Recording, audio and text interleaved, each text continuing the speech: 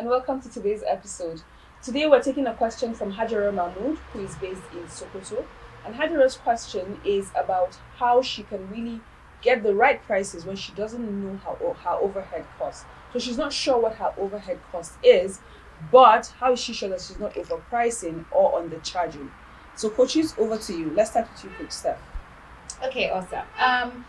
So when I first heard her question, I thought of a few things. So, pricing is not always as mechanical as people expect it to be. We just want to be able to plug in a formula and all our problems are solved. So you think, oh, I don't know this, so I can't. So it's not always about that.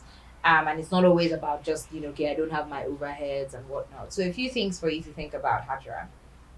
Now that you're starting off, so you're still doing a lot of things, it's still mainly you, and you're running it in your own space. It's not like you've rented a shop or anything. So if you want to get an idea from your research, and you should have done some research before you started a business, so you even know whether you should be in it in the first place, but from your research you should be able to find competitors or similar, even if they're local, even if they're not doing it as well branded as you are, to understand their price points and what informs that, right?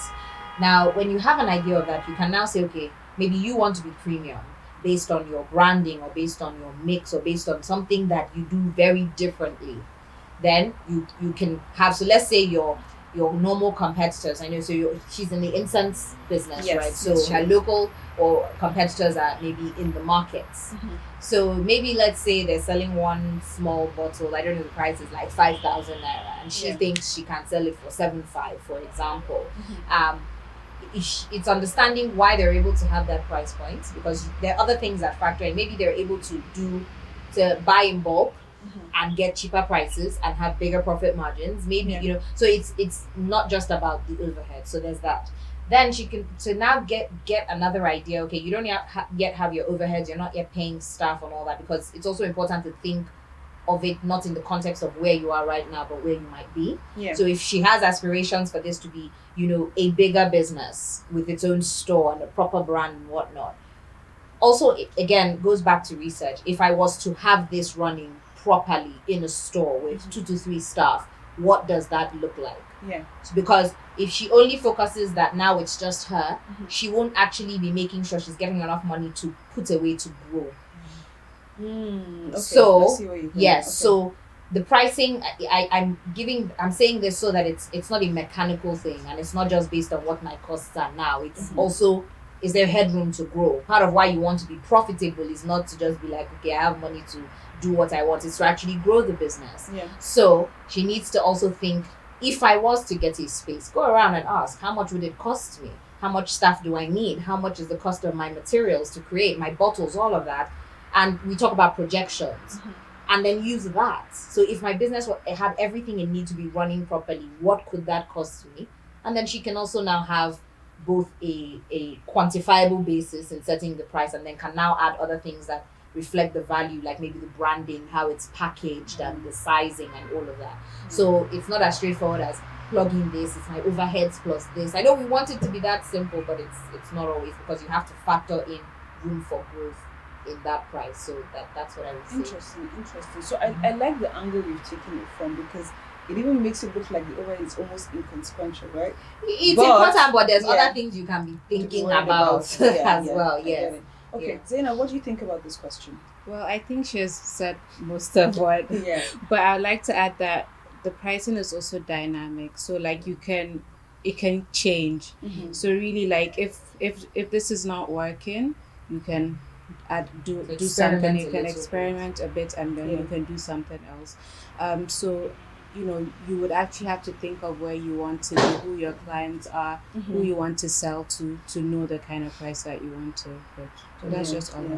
I have. And I think it comes back to what you said now about being dynamic. But isn't that the fear for most startup founders, that they tend to be dynamic to the point where it looks like they're too wishy-washy?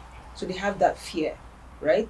I don't know if you can speak to that, Khalid. So most people are like, okay, I want to start with 1,000, and then maybe next week they realize that no, 1,000 would do, and then they make it 2,000. Wouldn't their customers be like, oh, this person is not serious, or didn't do their research well? No, you So- do your research, of course, Yeah, before yeah. putting the price. But But what I exactly. mean, changing your if price it- every yeah, not minute. So every- exactly. But So so when if you say it dynamic, doesn't I feel like there work- should be a But context what I to mean it. is, if it Yeah. doesn't work, you can always, change the price. So I it's not see, I like see. without doing research, you would say Yeah. a So, certain but what's amount. the window for her as a startup founder to change her prices? Because I mean, you are in business, right? Changing Yeah. prices is a big It's a issue. big issue. It doesn't matter if the customer has the money to pay or not. Mm. The fact that they actually project or budget, 2,000, and then you say no, it's now 3,500. Yeah. It's something you need to. So for her, I mean, she's starting from zero. So that's why I'm like trying to bring Take down and Well- keep it basic, right? Well, on the pricing, you need to know where you belong, right? Gucci is a shoe, Nike is a shoe, right? But they are two different segments. Probably even Nike is a stronger shoe than Gucci, but you don't take But, it. You yeah. don't take it for your wedding. Yeah. So first of all, you need to understand the market you're serving, and then if it is high class, then definitely the branding, everything has to change, from the base costs to everything. But with regards to overhead, on an average, is usually 20% of the base cost.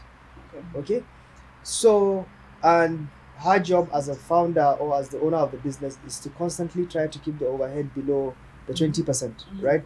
But easily, if you know you are spending 100 naira on the basics, right? Then your overhead is easily 20 naira, and then you see where you're targeting maybe a 30% markup to sell at 150, and the kind of market you are targeting will determine other factors, the quality of inputs of the raw materials, the branding, and so on, and then you should be able to find your. Okay, so So just- I want to come back to that, right? Yeah.